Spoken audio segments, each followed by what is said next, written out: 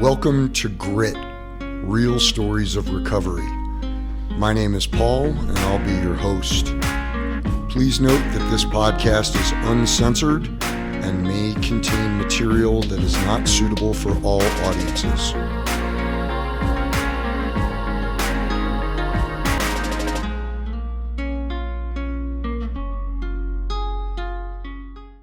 My name is Paul Scudo, and today I am honored to be here with Step Denver alumni Chris Fox. Chris, how are you doing? I'm doing very well today. Thanks for having me. I really appreciate you coming and spending the time with us today. I guess I want to start with, tell me a bit about your childhood, your family, your upbringing, what your life was like prior to addiction. Well, I was born here in Denver 55 years ago. I was born to my mom and dad they met at York Street. So they were both alcoholics. Chris, for folks that might not know, tell them what York Street is. Yeah, York Street is a club. It is an AA club that is located here in Denver. It is one of the oldest AA clubs here in Denver. And it is a place where alcoholics go for meetings. Back in the day, they had all kinds of different social functions as well as AA meetings, and they had a cafe there, and that cafe was where my mom and dad met. They were both alcoholics. They worked in that cafe, and that's kind of my start. I'm kind of a product of AA, if you can put it that way. That's interesting. Yeah, York Street was the first club west of the Mississippi.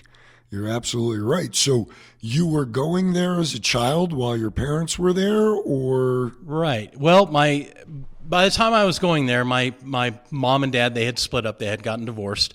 I was living with my mom and my stepdad. I would go with my dad every other weekend, and that was we would hang out at the club. He would go to meetings, and I would be down in the club meeting with other members, and I learned how to play chess there. The people there just kind of took me in. At that time, I didn't really know what AA was all about. I just knew it was a place that my dad went and he met with people, and that was the thing. I didn't see my mom and dad, I never saw them drink, so I was lucky in that fact that they had already been in a program that worked for them, but I didn't know a whole lot about it until later on in life.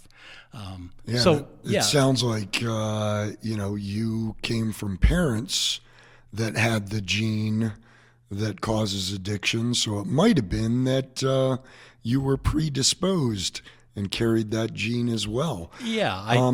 Did it seem like your life was normal? Talk a little bit about what your home life was like. Yeah, my life was normal. Like I said, I had brothers and sisters, and grew up here in Denver. 2 older brothers, older sister, and a younger brother. And as time went on, my older siblings, they all had, well, not all of them, an older brother and an older sister had addiction issues. And I fell into that as well. But it was, like I said, it was a normal childhood. I don't have any trauma that led to my addiction. I had a normal childhood, played sports, went to school, did very well in school.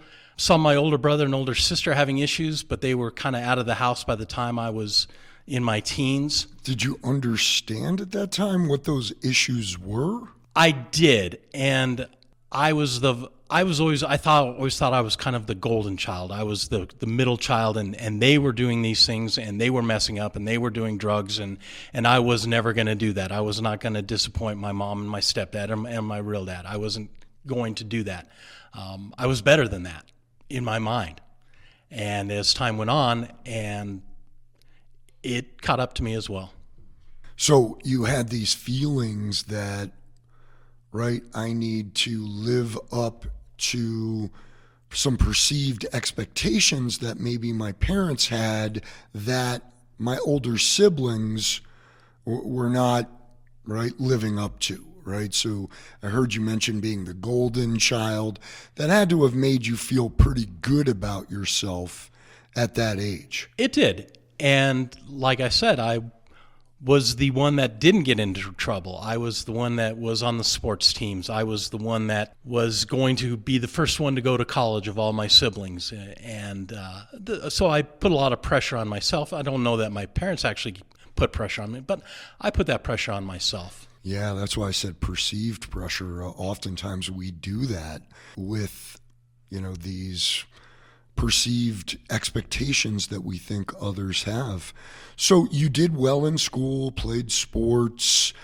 When was the first time that you tried drugs or alcohol? How old were you? I was probably 15, and I was working at a golf course, and there was a liquor store like on the corner of the golf course, and we would get some of the older guys to go and get beer, and it was beer. And that was, we would go and sneak the beers on the course and close down the course, whatever. But that was, a lot of alcoholics remember their first drink. I don't remember my first drink. I know it was probably 14, 15 when I was doing it, and that was where it would have come from. It would have been hanging out with the guys and just drinking on the golf course. So you were exposed to this in your peer group. Maybe somebody suggested that, or some of the older kids were, hey, we get beers. So would you think that it was more of a peer bonding situation that started you using? Or were you genuinely curious about what that would feel like? I think everybody is curious. I know I was. At that age, and maybe I thought I was getting away with something by drinking earlier. And I guess it was, see what it is like, see what the big deal is. Yeah, what the older cool kids were doing, I guess. And that was basically the start of it. It was just see what it's like. And for a little while, it was fun. Did it ever creep into your mind that my older siblings had problems because of this? It did a little bit, but I was of the kind of person that it was a problem for them. I won't let it be a problem for me because I'm a lot smarter than that, and I'm going to be able to control this. They were losers because they couldn't control their drinking. Right. And I've been so successful. I'm the good kid. Correct. I'm doing well. I've got a job. I'm doing good in school. I play sports. I'm not like them. Correct. Right. So that first, I often talk about this because it was my experience, right? I have control of this.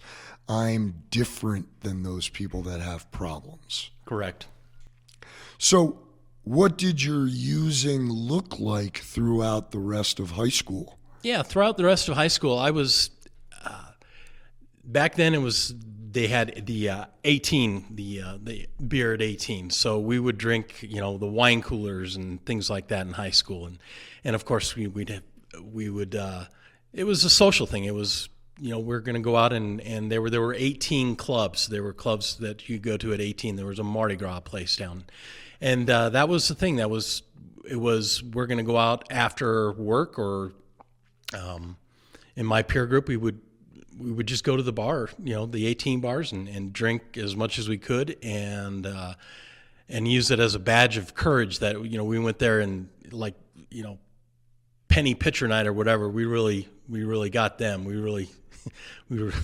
really screwed them out of their money because we drank so much, and it was a rite of passage. It was fun. That's what I always, as I look back on it, when I first started drinking, it was fun. It was for companionship, and it was just a way to get along with other people. And as we go through this, it did. At the end, it wasn't fun anymore. Yeah, that was exactly my experience, Chris, right? I did it because I was curious. I did it because I wanted to bond with my peer group. And once I did it, I really enjoyed the way drugs and alcohol made me feel and felt like I had it under control. So I completely relate to what you're saying. Did your parents know you were drinking during high school? They did. And I remembered that I lived with my mom and my stepdad, and my real dad I would see on the weekends and things like that. And he didn't tell me that this is going to be bad for you. I think he was letting me make that determination and to see if it was going to be bad for me. He never really lectured me. They didn't lecture me on this is going to lead you to a bad place. And I don't know that if it would have been a good thing for them to do that. I think I needed to find out on my own. I think that they had their issues and they weren't going to forbid me from drinking and berate me for it. And I don't blame them. I don't know that I don't know the science between the alcoholic and the genes and things like that. But definitely if there is, I got it. So you, by and large, had a pretty normal high school experience, normal peer group using experience. You then went off to college. Yeah. Talk a bit about that. Yeah, so I got a caddy scholarship of all things to the University of Colorado up in Boulder. And we had a house up there, an old fraternity house. Everybody who had the scholarship had got that house. And it was a great experience. I was somewhat close to home up in Boulder, but I was far enough away that I could kind of broaden my horizons, get out of my parents' control and do my own thing. And the football games up there, back when I went in the late 80s, early 90s, CU was a party school. And we lived up to it. And I lived up to it. And the football games and the parties, and we were like a fraternity. But it was just a great time. And there were times where, I could control my drinking during the week. I would binge drink big time in college. And that's where that's when I began to drink excessively more than my peers. I was the one who would have the blackouts and things like that. But it was, hey, I'm at a party school. I was still getting good grades and no real repercussions at that point other than, well, yeah, I was popular because I could really drink. Yeah, I was not that guy, but I knew a lot of guys in my fraternity like that. So I can picture one or two of them that were probably you. So it doesn't sound like you had any real consequences throughout high school or college. You were able to manage your drinking. Did you feel at all in college like drinking was a problem? Or was that, hey, that's just part of the way it is? That's what it was. It was, hey, that's the way it is.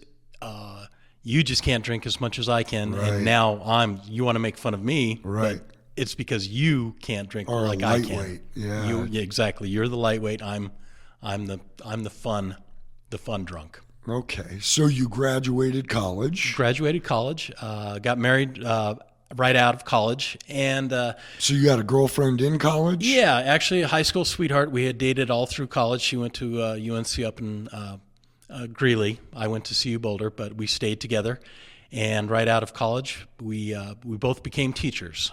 And the drinking right out of college, I became a regular weekend drinker. I didn't drink during the week. I didn't drink as much as I did before when I was in college. So married life kind of tamed my drinking down. I had successful few years of teaching.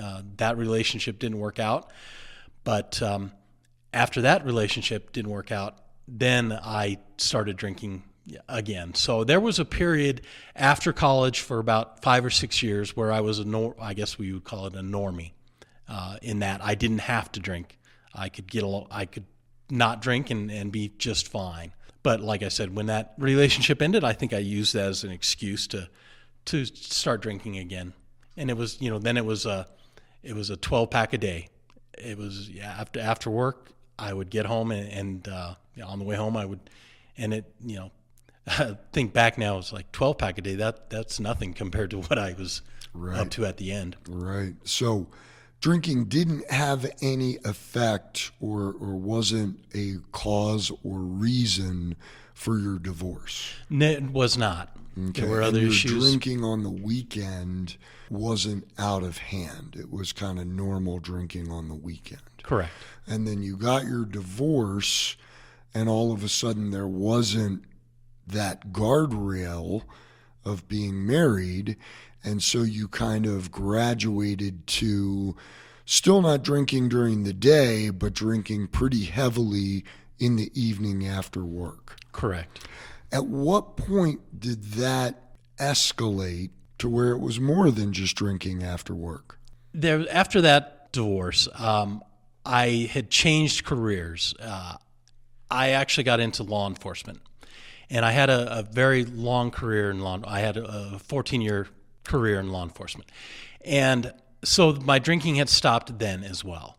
And well, I wouldn't say it stopped, but I wasn't drinking alcoholically for those 14 years that I was in law enforcement. I drank heavily after work. I never drank before work. I was never drunk at work. But the times when I was not at work, that's when I was imbibing a lot. And I'd like to say that it was because of the job. It was a stressful job, and I used that as an excuse to drink while I was not on duty. And I remember I would make fun of, not make fun, but I would see the drunks that I would have to take to detox or whatever, and I would think, these people are really pathetic. They can't handle their liquor. I could handle my liquor when I wasn't. When I was working, I wasn't drinking. But when I was not working, I was drinking. So you were basically using those people to kind of validate your ability to control and the fact that, hey, I don't have a problem. Exactly. Yeah, that's what the disease of addiction does. Exactly. I was making myself better than them, when in reality I was not. Right. So that continued for 14 years, or? Correct. Towards the end, I was drinking more. And it was showing up in the fact that I was calling in sick because I didn't want to go to work drunk or hungover. And they could see it. I think that my superiors knew that I had a problem with alcohol. There was an incident with a family member that wasn't work related, but my drinking led to me being asked to leave the force. And it was good because I knew I could no longer do that job effectively with the drinking that I was doing. So that was the first real repercussion. So that was your first major consequence. My first major consequence. And how old were you at that point? I was 44.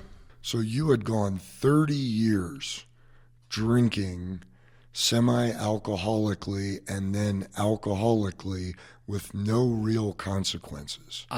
Exactly. Right? And that conditions you to the idea that I'm normal and I have control over this. That's what it did for me. Okay, so you were asked to leave your job. Were there other things going on in your life that alcohol was affecting? Your family, your finances? All of it, yes. Talk about that. Yeah. My drinking led to that marriage dissolving. My kids, me being, towards the end of it, I went to a rehab. I remember my youngest, his second grade graduation, I had to be let out of rehab to go to this. And so that's when that marriage ended. I lost, my finances were shot. I didn't have a job anymore. I lost the wife and my kids.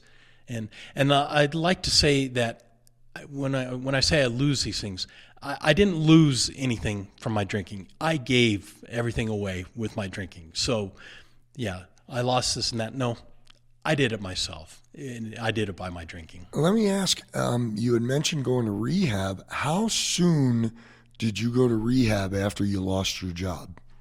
Within 2 weeks. So you knew at that point, hey, maybe my drinking is a problem. Right. I knew it. Did someone suggest that to you, or did you have kind of your first epiphany that this was a problem? Well, Human Services kind of made that choice for me. They said that I needed to go to a rehab. I had lost my job. If I wanted to have any kind of semblance with my family, then I needed to go to a rehab. And it was a 28-day rehab. And you know what? I didn't drink for 28 days. But after that, it was I didn't really take the skills that I had learned. That rehab was like a vacation for me. And that's, like I said, I was sober for 28 days. That's what a lot of people describe with their first stint in rehab. That was exactly my experience as well. How soon after you left rehab did you drink again? 2 days. Was there any sort of thinking around that, planning around that, or did you just pull over at the liquor store one day? It was just pull over at the liquor store. I think it was, at that time I was being told, you have a drinking problem. Well, guess what? I told myself I don't have a drinking problem. These other issues that are coming up, that's their fault. It's not my fault, because I had been successful for 30 years. For 30 years. And when I guess I didn't like to be told that I had a problem. Right. Makes you a little defensive for someone to tell you, someone that has been so successful for so long, that you don't have control of this one thing. Exactly. Right. Yeah. So it right is that symptom of the disease, right? That I just let this get out of control. I know better now. I've been successful. I'll be fine. Was that some of your thought process? Yeah, I believe that that's exactly what I thought. It was that I've got this licked. Don't tell me what to do, because it's not an issue. I'm not this guy on Skid Row. I haven't lost my house yet, or I'm sorry, given away my house yet. I've got this, and leave me alone, because I function better when I'm drinking. Yeah, those three dangerous little words. I got this. Yeah. So you didn't have a job. You got divorced. You lost your kids. What happened? You start drinking 2 days out of rehab. Where did your life go from there? My life went poorly after that. So after that, I had a cabin that my father had left me up in the mountains. And so I went up there and I drank up there. I cashed out my 401. I gave half of that to my ex-wife, and I used the rest of that to drink. And I stayed drunk for an entire summer. I was up at the cabin, and I remember that at that point I kept track. I drank for 21 days straight, and I didn't eat anything for that 21 days. And I had this stomach ache, which was an awful stomach ache, and I was somehow able to get down to Denver. I went to the hospital Pepto-Bismol isn't working, anything like that. Well, it turns out that I had pancreatitis. It was the most painful thing that I ever had, and I remember being in the hospital, and I remember that my mother-in-law, ex-mother-in-law, she had brought my two boys to the hospital. And they didn't think that, they thought that would be the last time that they would see me.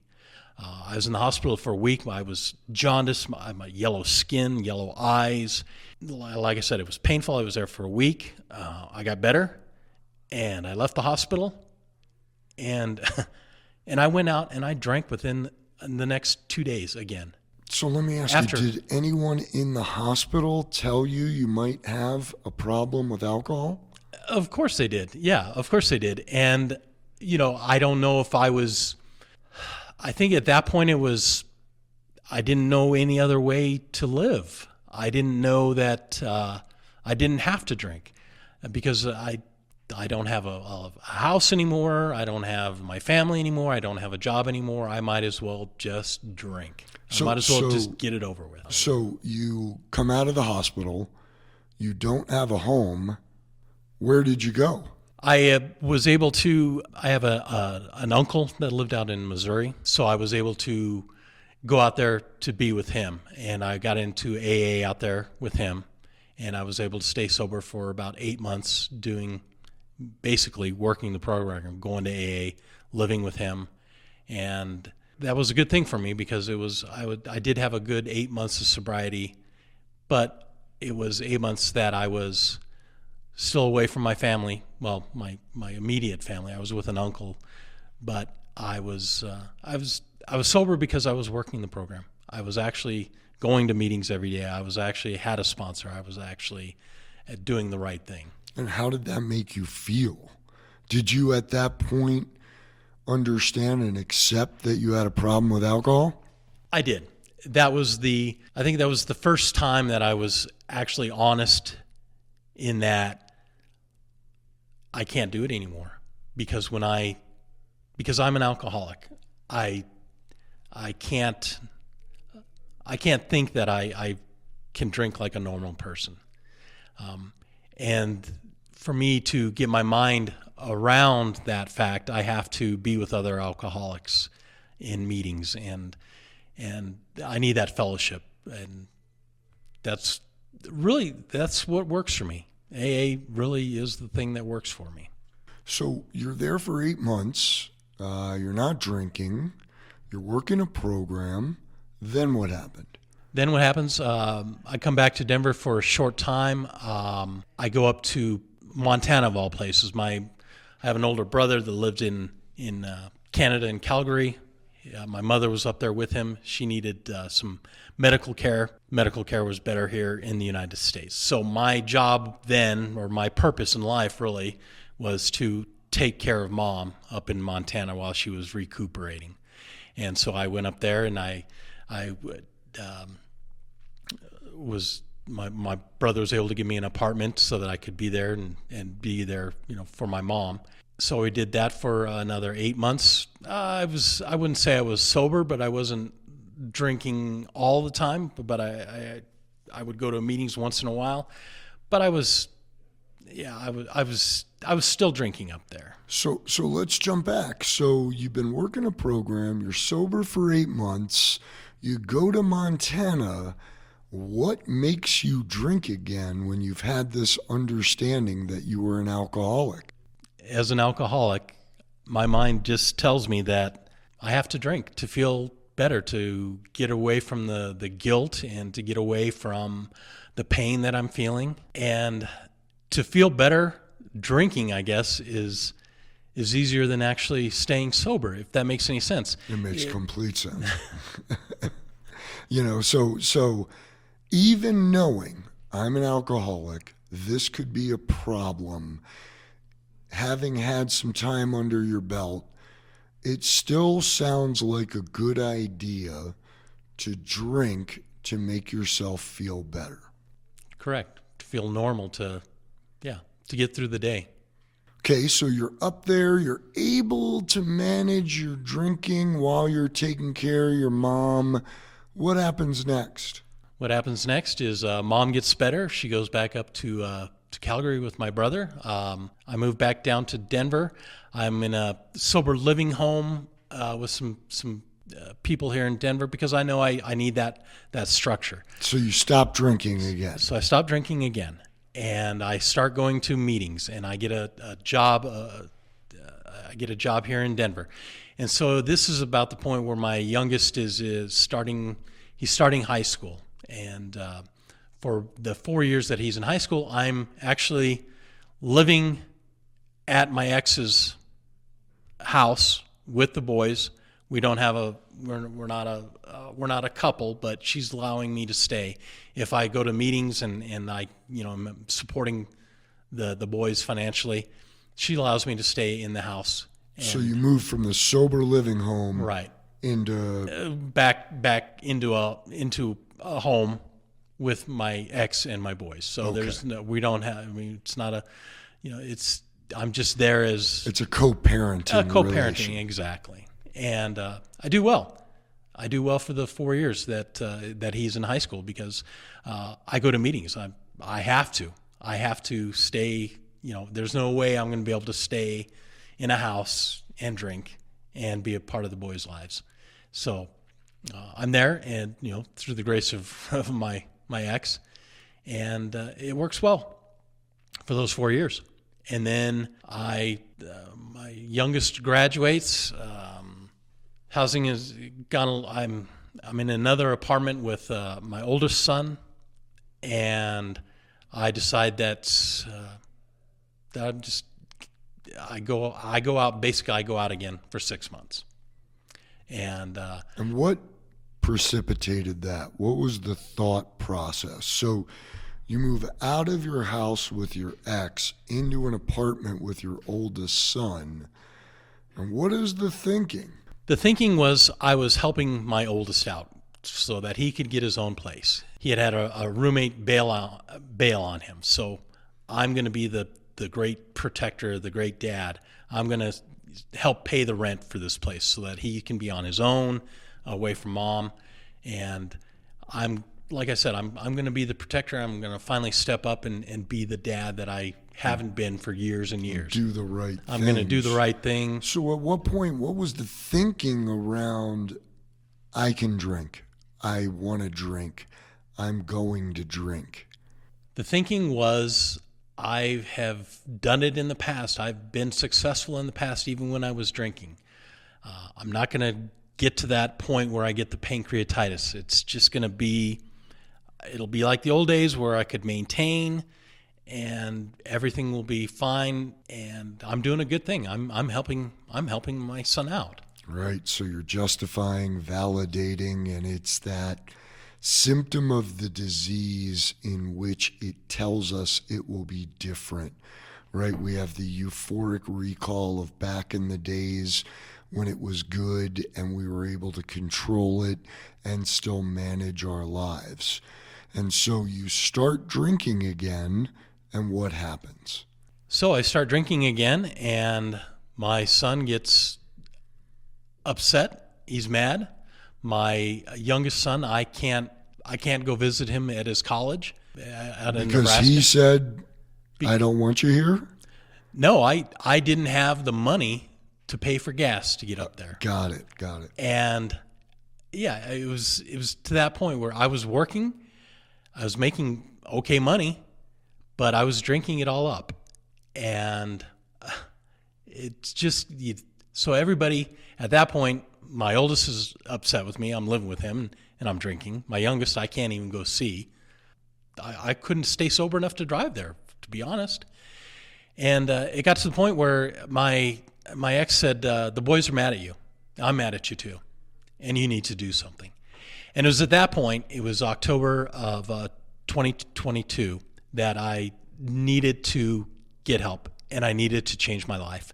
And that's why I came to Step Denver, because So what, before you talk a bit about that, talk about what was that moment where you felt like, I can't do this anymore and I've got to go find help again? That moment was, it was desperation. It was, I'm too old. I need help. I know that AA works for me. I know programs work for me. I know that this is my last chance. If I don't do this now, I'm not going to do it. And I had looked into Step Denver before. And before, there's a process where you have an intake interview in the morning, and then they'll let you know by noon if you're going to come into the program. I couldn't even stay sober from that intake interview till the time that they were going to let me in. But I knew that, and I had a good friend, Barry Boland, that had gone through Step, and he had told me that this is something that I needed to do. And I knew it. I was done. I didn't come to Step to get sober. I came to Step to change my life. And it really, without getting too far into it, rehabs weren't going to work for me. I had been to a couple of different rehabs, and they did work for 28 days or however long I was in it. But I knew I needed something different, where that it wasn't going to be a vacation for me. I was going to come and restructure my life, because if I didn't restructure my life, I would keep on the pattern that I was going through. 6 months of sobriety here, 8 months there. And then I would think I have it licked, and then I would go out drinking again. So this place, like I said, it came highly recommended by my friend. I knew it was a good program. I'd seen it working for other people, and I had to do it. So I bit the bullet, gave away most of my stuff, came to Step with a couple of backpacks full of clothes, and 16 months later, I'm sitting here and sharing my story. So talk about the things that you did while you were at Step. Maybe not specifically the program, but you said I needed to rebuild my life. I needed to have some sort of behavioral change. What were those things? Those things were learning some humility, learning that I was not in charge of everything anymore. I could rely on a higher power, I guess. If the higher power is going to be Step at that point, then that was going to be it. I learned that restructuring my life meant having to rethink what I was going through in life. What did I want in life? Did I want to have hope? How am I going to get that hope back? And by just simple steps, talking to people, being with people who were like me, I didn't have to do everything by myself anymore. I didn't have to be the golden child that I was before. That was the point where I've got other people that have been through this before. They know what they're doing. And I was in a safe place. That was the number one thing I think of, just downtown Denver, and I was going to be homeless. I didn't want to be the person at the rescue mission. I wanted to be the guy at Step who had a clean, safe place to go to every day, and that I was held accountable.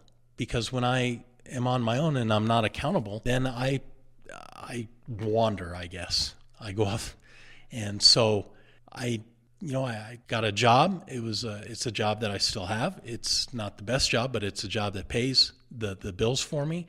I don't have to worry. I think what Step really gave me was I didn't have to worry about things like rent or car payments or things like that that I would use it as an excuse to drink. It's like before it'd be like, I don't have money to do this. Well, if you don't have enough money to do that, go drink. It gave me a place and a time to step back and to reevaluate what I really wanted to do with my life. Like I said, it was more than to just get sober. It was to rechange my life, to redirect my life to where, And so I was here for, Thanksgiving and Christmas. I didn't see my boys, didn't talk to my boys. They were upset with me.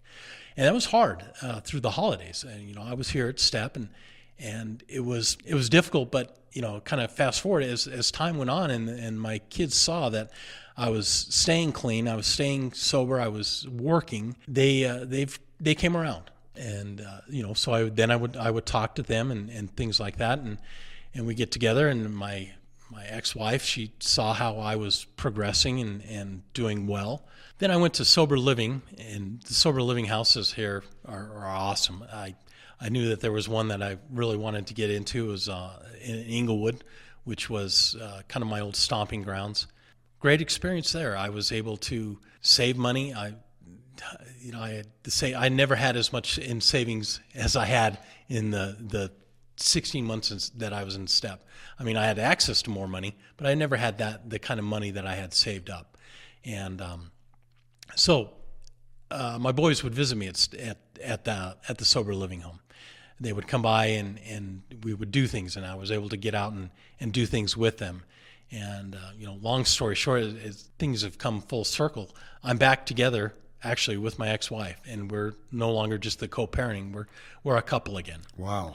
And I live with my two boys and at the house.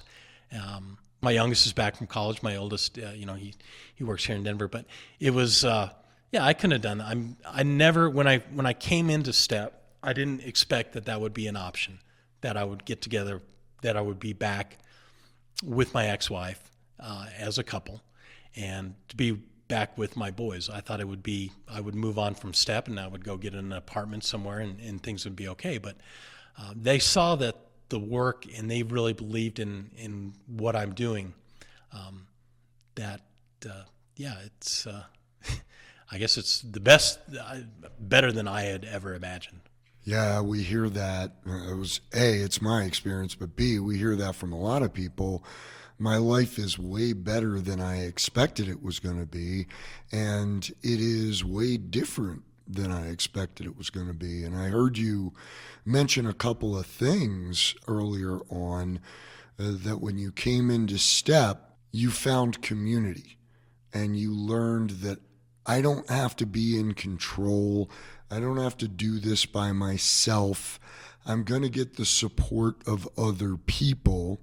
And the other thing I heard was, I don't want to be that gutter drunk homeless person. And it made me think back to when you were in law enforcement and how you thought about those people, right? And was that in some way a motivator subconsciously that I don't want to get to that point? I'm not there yet, and I see myself heading there, and I'm willing to do what it takes to not become that person, right? And so you put in the work, right? It sounds like throughout your time at STEP, you re-engaged with the 12-step community, got a sponsor, did the work. Talk a bit about that. What did working a program of recovery look like? The program of recovery, what it looks like for me is to get involved with the fellowship. It is to not just go to meetings and have a sheet signed that you were at the meeting. Is to become involved. And I had a home group way back before, but I got into another home group down at, of all places, York Street. And I guess I'm just drawn to that place. Comes first full circle, right? It's come full circle. And I love telling that story, that I've been in these rooms more than everybody at York Street anyway, because I've been around them for 55 years in one way or another.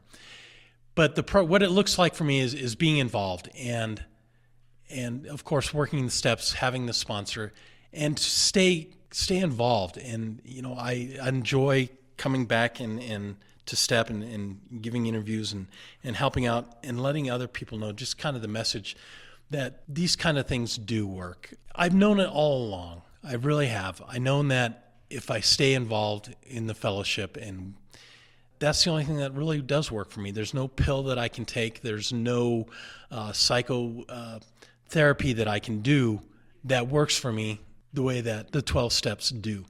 And do you look at that as now a lifetime endeavor, understanding that this is a chronic illness and that you're never going to have control of it, and to keep that disease in remission, you need to work this program every day? Exactly. And that's my medicine every day. My medicine every day is STEP, because if I don't do it, I become that gutter drunk that I don't want to be. And so it's just, I have to do it. And I have to realize that it's not that bad of a thing. I mean, it's the 12 steps programs have saved me. Like I said, my life is so much better when I do it, that I get angry at myself when I don't do it. I get angry because I know that it works, and it's a stupid thing not to do. Yeah, it's amazing how much time we were able to invest in drinking, getting the liquor, managing the liquor, hiding, lying, manipulating. How many hours a day I was able to invest in using. And then when they told me, hey, you need to invest 2 hours a day in recovery, I was like, oh my God, I'm too busy. I don't have time for that. Right? It's just amazing what our disease will tell us. So for you to understand that and understand that this is going to be a lifelong process that I have to invest a few hours a day into, right? It's so surprising that, if I had cancer and you told me I had to spend 2 hours a day to keep my cancer in remission, I would do that without question. But you tell me I need to spend 2 hours in addiction recovery, and I'm like, oh my God, I don't have time for that, right? And so I'm glad to hear that. And a few different times now you've said, I have this amazing life. Tell our listeners what that looks like now. Not only just the stuff, but about how differently you feel as a person than you did when you were drinking. I have hope now. I have I have goals. I have aspirations. I have hobbies that I want to get back into. I have just I think number one, hope. I've had two good careers in my life, and they were satisfying. But now I want to go and enjoy the rest of my life. And I think I guess it's just having hope and just the genuine feeling of peace. I'm at peace now with my life, and I can have regrets about what I've done in the past, and that's fine. I do regret the past, but with the sobriety and with the skills I've learned, it's just it's like having a lead weight lifted from your chest. It's this. I see the good in life. I don't see all the bad in life that I've seen before, and I'm not as judgmental as I used to be, especially when in my old careers I was very judgmental, and I don't have to be that way anymore. I just, like I said, I have peace and a way to enjoy life. Yeah, that was my experience as well, not having to feel guilty or ashamed or humiliated or embarrassed or live in fear. Fear is the number one thing right? with me. It is. Yeah. And not having to remember who I told what, right? All the lies and the stories. And for me, it was a sense of freedom, right? You called it peace, right? And I relate to that. And so it sounds like your life is just so much better than it was. And given that, if there's somebody that's listening now that has a problem or might think they have a problem, or maybe there are some family members or friends of someone that they think has a problem, what would you say to them? I would say to them that the person that you knew before the addiction got a hold of them, they're still there. The addiction is making them do things. And the addiction can be not cured, but it can be treated by places like STEP, programs like STEP, AA, those types of things. Don't give up hope, because as bad as they seem right now, if they're willing to get the help, if they are willing to put in the time, there are programs out there to help them. Don't forget, you can be upset with them, but realize that it's the addiction, it's the booze, it's the drugs that has got them in the grip. But it can be treated, and places like STEP and other programs like STEP are a good resource. Just don't give up hope on them. Yeah. I know it's hard because they give hope up on themselves, and it's hard to have. Speak to it's that hard person to have it. that might have the problem themselves. If you have the problem, you have to see that you can get help. It's not insurmountable. It's probably one of the diseases that's most easily treated by not treating with drugs or anything like that. It's just treated with a program. It's treated with a fellowship. It's treated with knowing and being with people who have got the same disease that you have. They still have it. Theirs is just in remission, and yours can be in remission as well. And just like your story, it starts with that admission that I do have a problem. I can't control this. My life is unmanageable. And that doesn't mean I'm a bad person or a weak person or an immoral, unethical person lacking willpower. It just means I'm a sick person. And as soon as I admit that and become willing to accept help, everything you just described in your life is possible for anyone. So circling back to the point you've made a couple of times, don't ever give up hope. You can do this, and you, Chris, are living proof of that. Thank you so much for taking the time to share your story of recovery with everyone that's listening. It means the world to us, and we really appreciate it. Well, thanks for the opportunity, and I do hope that this helps at least one person.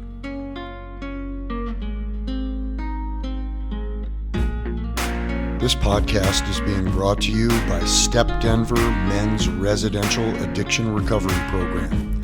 Step Denver gives men with nowhere else to turn the opportunity to overcome the consequences of addiction through a program based on sobriety, work, accountability, and community.